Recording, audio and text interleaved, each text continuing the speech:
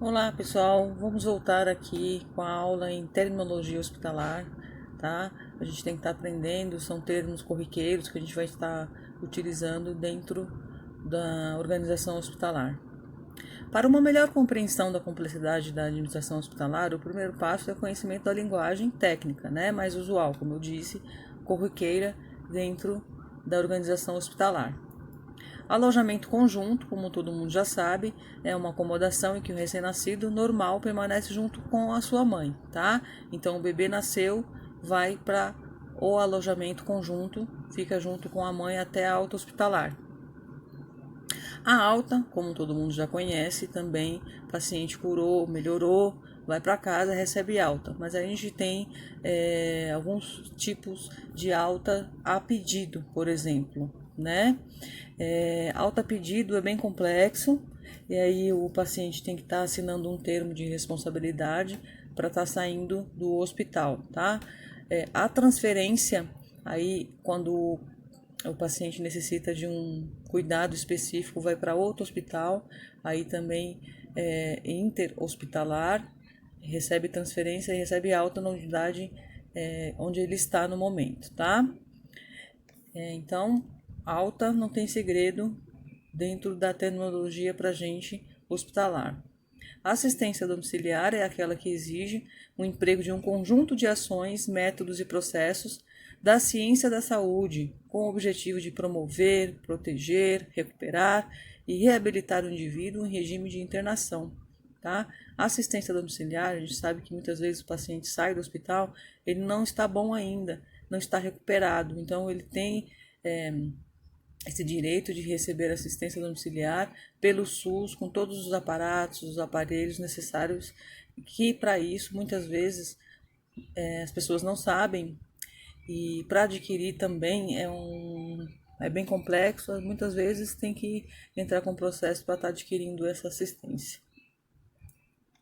A assistência sanitária é aquela desenvolvida pela equipe de saúde junto à população, tá? Com o propósito de elevar o nível de saúde. Então, dentro da unidade básica, a gente encontra um profissional específico que trabalha em casa, para estar promovendo saúde para as pessoas, fazendo orientação e reabilitação também, tá?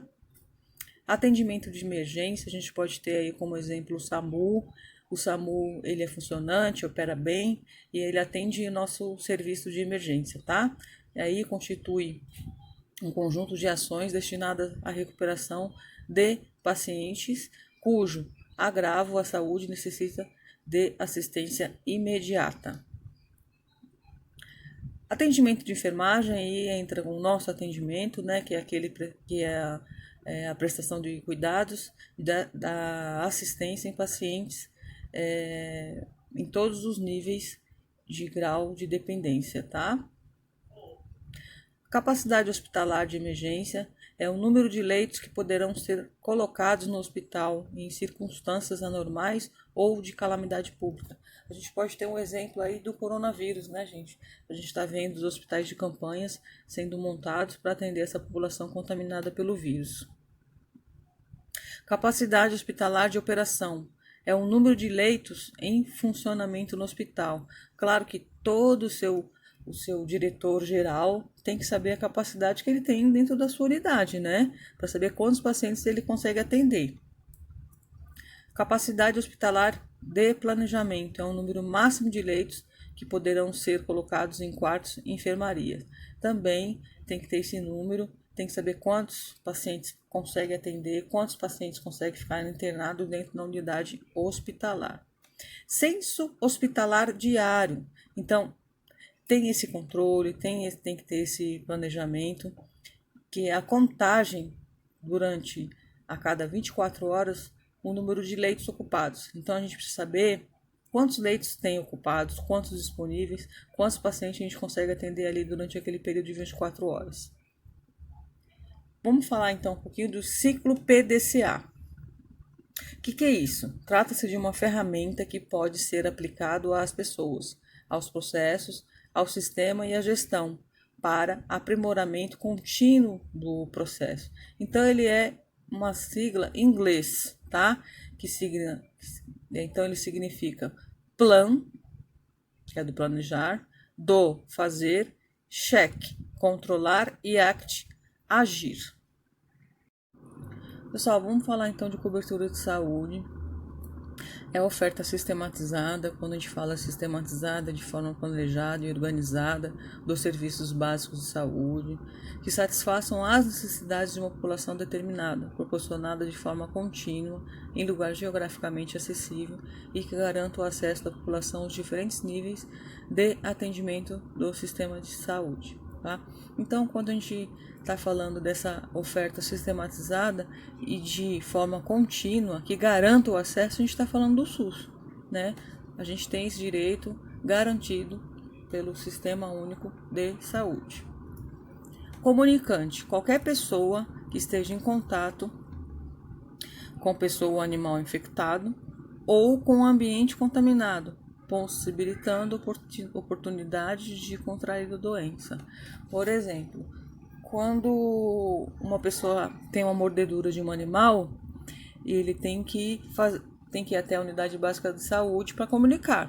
E qual que é o papel do enfermeiro? Fazer a notificação compulsória, tá? Pessoal, vamos falar então de conceitos básicos de planejamento. Então, o planejamento é a base que norteia todo o processo administrativo, tá? Então, se você é dono de uma estrutura hospitalar, tem que nortear o processo administrativo, tá? Que é uma técnica que visa tomar decisões antecipadas de ocorrências futuras e traçar um programa de ação. Quem planeja tem maior probabilidade de alcançar os objetivos, porque define melhor a estratégia de ação.